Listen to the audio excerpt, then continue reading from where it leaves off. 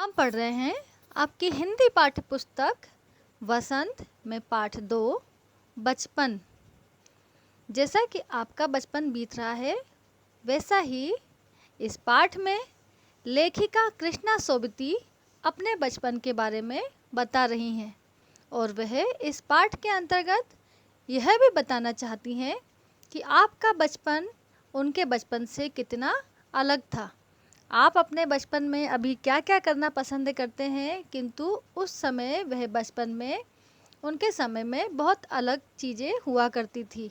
उनके खेल अलग हुआ करते थे, उनके पहनने के कपड़े अलग तरह के होते थे, उनका खान पान, उनका रहन सहन, पढ़ाई लिखाई सारी चीज़ें अलग होती थी। उनके परिवार में उस समय बहुत सारे नियम हुआ करते थे, किंतु आजकल इस तरह के नियम बच्चे नहीं मानते हैं। तो आइए देखते हैं लेखिका अपने बचपन के बारे में हमें क्या क्या बातें बताती है।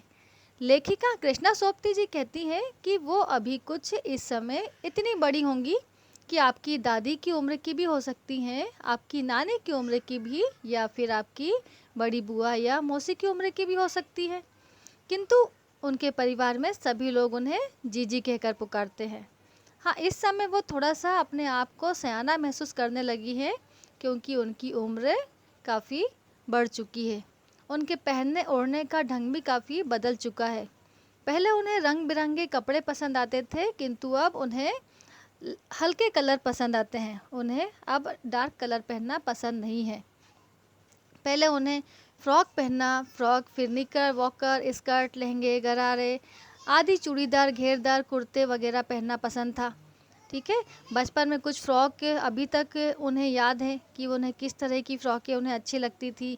कुछ चुन्नटों वाली होती थी, कुछ घेर वाली होती थी। तो इस तरह की फ़्रॉक जो उन्हें कई तरह की अभी भी याद है। एक की गुलाबी रंग की फ़्रॉक उन्हें अभी भी याद है क्योंकि वो उन्हें बहुत पसंद थी। उन दिनों फ़्रॉक के ऊपर में जेब भी हुआ करता था और बालों में रिबन लगाते थे उसी कलर का, इस तरह का उनका चलन था।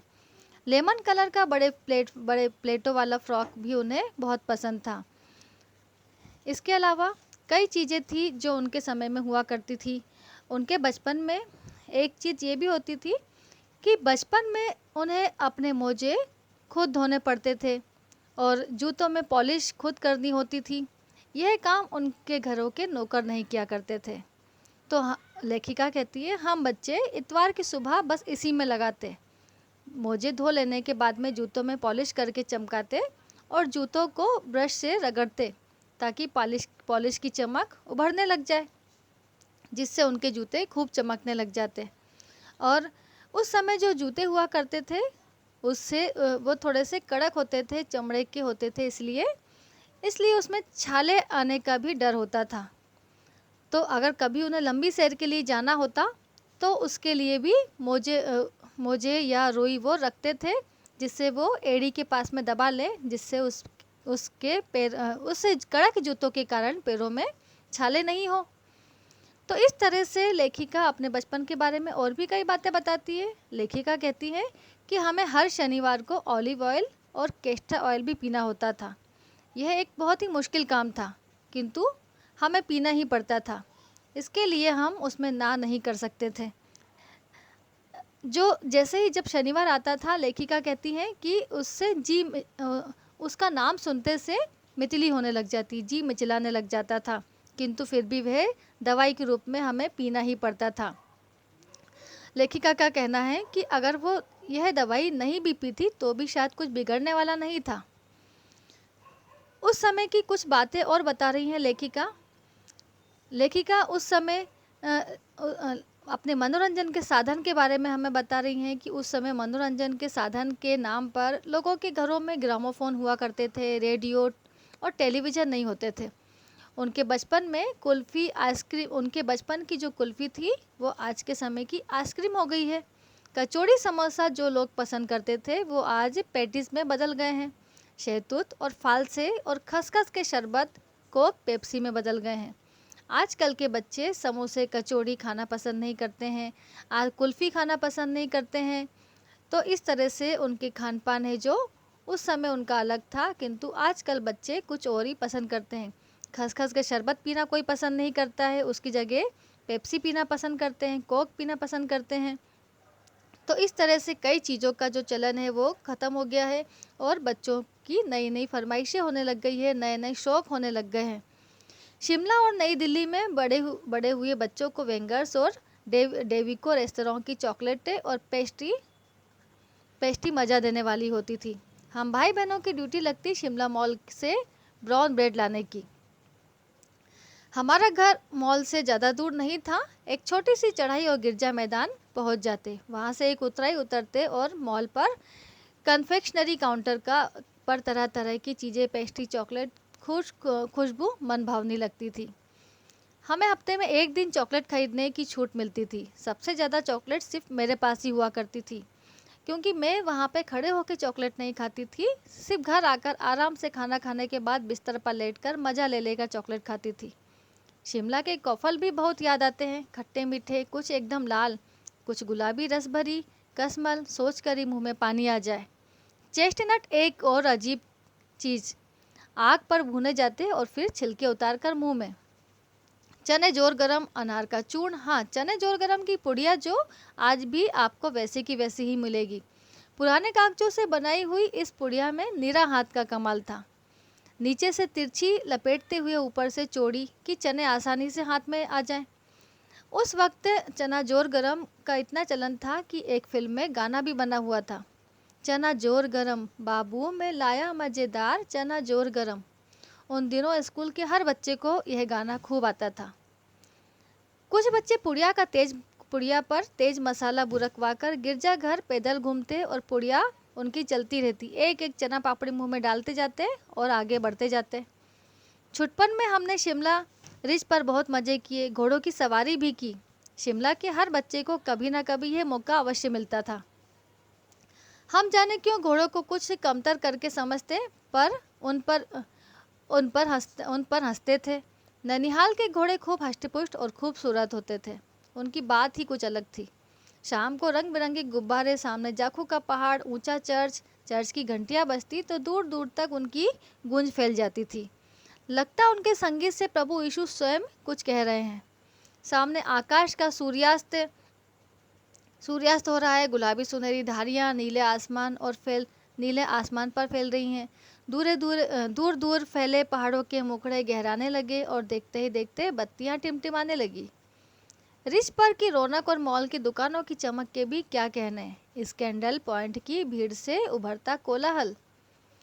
सर्वर, स्कैंडल पॉइंट के ठीक सामने उन दिनों एक दुकान हुआ करती थी जिसके शोरूम में शिमला कालका ट्रेन का मॉडल हुआ करता था। इसकी पटरियां, उस पर खड़ी छोटे छोटे डिब्बों वाली ट्रेन, एक और लाल टीन की छत वाला स्टेशन और सामने सिग्नल देता खंबा, थोड़ी थोड़ी दूर पर बनी सुरंगें। पिछली सदी में तेज रफ्तार वाली गाड़ी वही थी। कभी कभी हवाई जहाज भी देखने को मिलते। दिल्ली में जब भी उसकी आवाज़ आती, बच्चे उन्हें देखने के लिए बाहर दौड़ पड़ते। ऐसा लगता जैसे भारी भरकम पक्षी उड़ा जा रहा हो पंख फैलाकर। वह देखो, वह गायब। उसकी स्पीड इतनी ज़्यादा तेज होती कि देखते ही देखते वह गायब हो जाता। गाड़ी की मॉडल वाली दुकान के साथ एक और ऐसी दुकान थी जो मुझे कभी नहीं भूलती। वह दुकान थी जहां मेरा पहला चश्मा बना। वहां आंखों के डॉक्टर अंग्रेज थे। शुरू में चश्मा लगाना बड़ा अटपटा लगता था। छोटे बड़े मेरे चेहरे की ओर देखते और कहते, आंखों में कुछ तकलीफ है क्या? इस उम्र में ऐनक लग गया, दूध पिया करो ताकि तुम्हारी ऐनक उतर जाए। तो मैं कहती, डॉक्टर साहब की बातें उनके सामने दोहरा देती, कहती कि कुछ समय बाद में ऐनक उतर जाएगा। वैसे तो डॉक्टर साहब ने पूरा आश्वासन दिया था, लेकिन चश्मा तो अब तक मेरा उतरा नहीं, अभी तक है। नंबर कम पे कम ही होता जा रहा है। लेकिन लेखिका कहती है इसकी जिम्मेवार मैं खुद भी हूँ, क्योंकि यदि कोई व्यक्ति जब दिन की रोशनी को छोड़कर जब वह रात में कोई काम करेगा तो चश्मा तो चढ़ेगा ही। जब पहली बार मैंने चश्मा लगाया तो मेरे एक चचेरे भाई ने मुझे छेड़ा, देखो कैसी लग रही है। आँख पर चश्मा लगाया ताकि सूझे दूर की, यह नहीं लड़की को मालूम सूरत बनी लंगूर की। जो उनका चचेरा भाई था वो उन्हें चिढ़ाने के लिए उसने एक शायरी बोली, जिस पर लेखिका को बहुत गुस्सा आया। मैं खीजी कि मुझ पर यह क्यों दोहराया गया है। पर शेर बुरा ना लगा। जब वह चाय पीकर चले गए तो मैं अपने कमरे में जाकर आईने के सामने खड़ी हो गई। कई बार अपने आप को देखा, ऐनक उतारी, फिर पहनी, फिर उतारी, देखती रही। सूरत बनी लंगूर की। नहीं नहीं, हाँ हाँ। मैंने अपने छोटे भाई का टोपा उठाकर सिर पर रखा। कुछ अजीब लगा, अच्छा भी और मजाकिया भी। तब की बात थी। अब तो चेहरे के साथ चश्मा जो है वो घुल मिल गया है। अब यदि मैं चश्मा नहीं लगाती हूँ तब मुझे ज़्यादा अटपटा लगता है। याद आ गया वह टोपा, काली फ्रेम का चश्मा और लंगूर की सूरत। हाँ, इन दिनों शिमला में मैं सिर पर टोपी लगाना पसंद करती हूँ। मैंने कई रंगों की जमा कर ली है, कहाँ दुपट्टों का ओढ़ना और कहाँ सहज सहल सुबीते वाली हिमाचली टोपियाँ। तो कृष्णा सोबती अपने बचपन के बारे में कई बातें हमसे साझा कर रही हैं। बस वो यही बताना चाह रही हैं कि इससे उस समय उनके बचपन में क्या क्या हुआ करता था और आज आपके बचपन किस तरह से उनसे भिन्न है। खाने की, पहनने की सारी चीज़ें उनसे भिन्न हो चुकी है। ठीक है बच्चों, थैंक यू।